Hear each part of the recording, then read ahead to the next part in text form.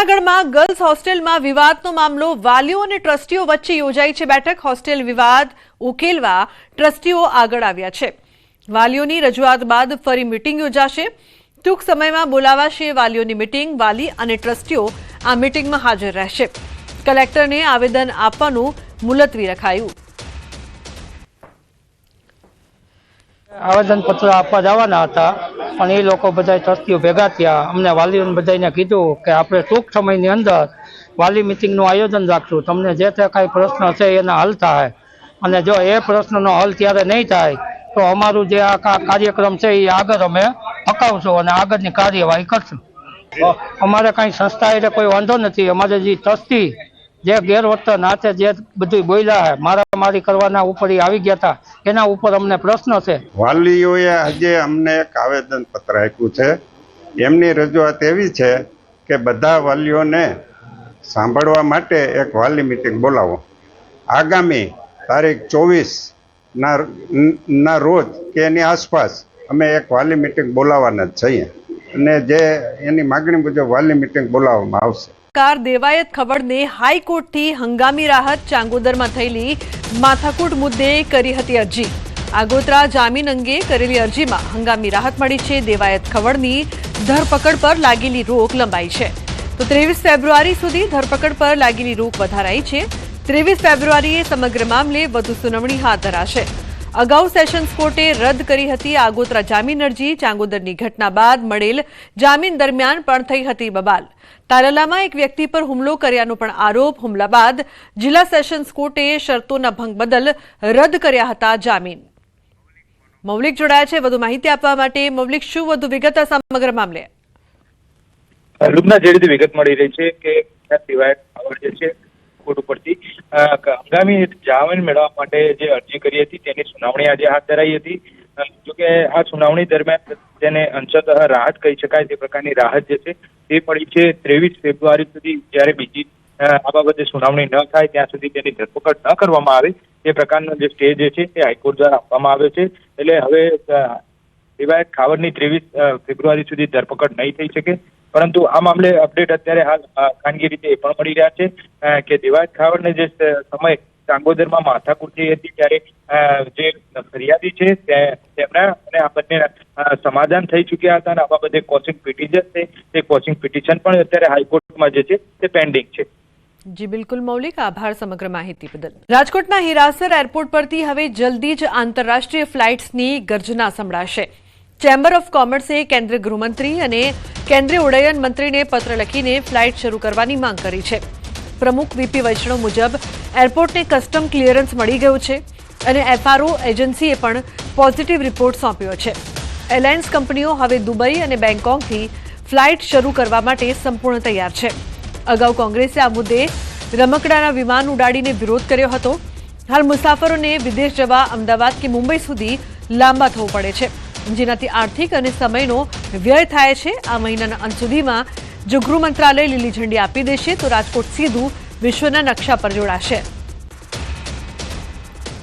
ઇમિગ્રેશનની જ્યાં તો એ વાત છે ત્યારે ઇમિગ્રેશનની પરમિશન ભારતના નાણાં મંત્રાલયમાંથી ગૃહ મંત્રાલયમાંથી થતી હોય ત્યાં પણ અમે વારંવાર રજૂઆત કરી છે। ગુજરાત રાજ્યના ગૃહ મંત્રીમાં પણ રજૂઆત કરી છે અને એવિએશન મિનિસ્ટરમાં પણ રજૂઆત કરેલી છે। પણ અમને આશા અને વિશ્વાસ છે કે આ મહિનાના એન્ડ સુધીમાં કદાચ ઇન્ટરનેશનલ ફ્લાઇટ ચાલુ થશે એવું અમારું સ્પષ્ટ માનવું છે। જૂનાગઢમાં મેળામાં પાથરણાવાળાનો વિરોધ। તંત્ર દ્વારા ધંધો ન કરવા દેતા વેપારીઓમાં રોષ છે। 300 થી વધુ નાના વેપારીઓ હેરાન થયા છે। રસ્તા પર પાથરણા ન કરવા દેતા મુશ્કેલીમાં મુકાયા છે।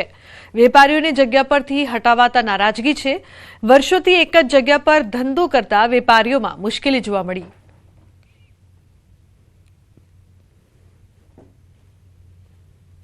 ધંધો કરવા આવ્યા છીએ સાહેબ તો અમને કોઈ બેહવા દેતા નથી। લબાસા ફેરવાવે છે। અહીંથી અહીં લઈ જાવ ને અહીંથી અહીં લઈ જાવ ને હડિયાહડી કરાવે છે। વ્યાજવા રૂપિયા લઈને માલ ભર્યો છે। અમે અત્યારે અમે અહીં 5 દિવસથી હેરાન થઈએ છોકરા લઈને ભૂખ્યા તરસ્યા ને અત્યારે અમને કોઈ બેહવા દેતા નથી। તો સાહેબ અમે વ્યાજવા રૂપિયા લઈને માલ ભર્યો છે અને અત્યારે અમને બેહવા ન દી તો અમારે પછી ક્યાં જવાનું? અમારે શું કરવાનું? કેમ કરીને એને રૂપિયા દેવાના? ન દીધી આવીને પણ દૂર થઈએ ને હજુ જો અમારી હાલત જુઓ અમે કેમ ધંધા અહીંયા લબાચા મૂક્યા, અહીંથી આ મૂકાય, અહીંથી આ મૂકાય, અમારા ઓટલા પોટલા અમારે ઉપાડી નથી આપતો, અમે હાલે તો ખરે અમારા શરીર દુખાય છે અને વ્યાજના રૂપિયા લઈ લઈને અમે ધંધો કરીએ. આ સાહેબ ને કહીએ છીએ કે અમારે શું કરવું, ગરીબને શું કરીએ? અમે એમ કહો કે અમને ઝેર આપી દો, ઝેર આપી દો, અમે મારી નાખો. રાજકોટથી મનપા કચેરીએ કામદાર યુનિયનનો હોબાળો. હોસ્પિટલ ચોકથી મનપા કચેરી સુધી રેલી યોજી. પગપાળા રેલી યોજીને કામદારો કચેરી સુધી પહોંચ્યા. તો પડતર માંગણીઓને લઈને ઉગ્ર વિરોધ પ્રદર્શન કરવામાં આવ્યો છે. કામદારોએ વિવિધ માંગને લઈને કમિશનરને રજૂઆત પણ કરી છે. મોટી સંખ્યામાં કામદારો મનપા કચેરીએ ઉમટ્યા. સફાઈ કામદાર યુનિયન દ્વારા અત્યારે રાજકોટના જે મહાનગરપાલિકાની સેન્ટ્રલ ઝોન કચેરી છે ત્યાં વિરોધ કરવામાં આવી રહ્યો છે. અત્યારે આપ દ્રશ્યોમાં પણ જોઈ શકો છો કે જે રીતના હાથમાં જે છે એ પોસ્ટર પેપર સહિતના જે દ્રશ્યો બતાવીને જે કામદારો છે તે વિરોધ કરી રહ્યા છે. હાલ આપણી સાથે અહીંયા યુનિયનના આગેવાન છે, આપણે એમની સાથે પણ વાત કરવાનો પ્રયાસ કરીશું. શું કહેશો, અત્યારે આ જે વિરોધ છે શા માટે છે અને શું વિરોધ? રાજકોટ મહાનગરપાલિકામાં તારીખ 7/3/2024ના રોજ 532 કાયમી સફાઈ કામદારોની ભરતી મંજૂર થઈ હતી. આ ભરતીમાં રાજકોટ મહાનગરપાલિકા દ્વારા ભારતીય સંવિધાન અનુચ્છેદ 14, અનુચ્છેદ 16, અનુચ્છેદ 21 મુજબ ગેરબંધના નિયમો રાખ્યા છે.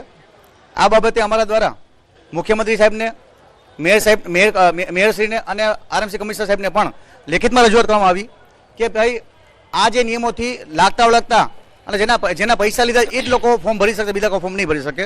અમે એવું ઈચ્છીએ છીએ કે 532 સફાઈ કામદારની ભરતી છે તેમાં સમગ્ર અનુસૂચિત સમાજના લોકો છે એ ફોર્મ ભરી શકે એવા નિયમો બનાવવામાં આવે.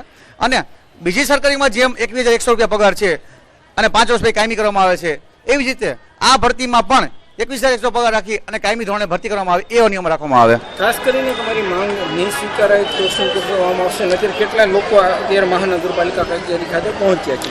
આજે 500 થી વધારે અનુસૂચિત સમાજના લોકો આજે મહાનગરપાલિકાએ આવ્યા છે.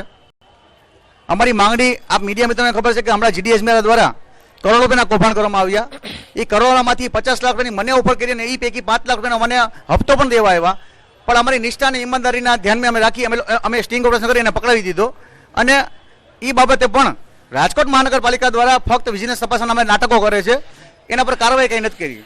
જનરલી એના પર પોલીસ કેસ કરવાનો હોય છે અને બ્લેકલિસ્ટ કરવાનો હોય છે અને એની ડિપોઝિટ જપ્ત કરવાની હોય છે, છતાં પણ એમાં કોઈ જાતની કાર્યવાહી કરવામાં નથી આવી. ચોક્કસથી હાલ જે રીતના સફાઈ યુનિયન જે છે સફાઈ કામદાર યુનિયન એમના દ્વારા વિવિધ માંગને લઈને અત્યારે વિરોધ કરવામાં આવી રહ્યો છે.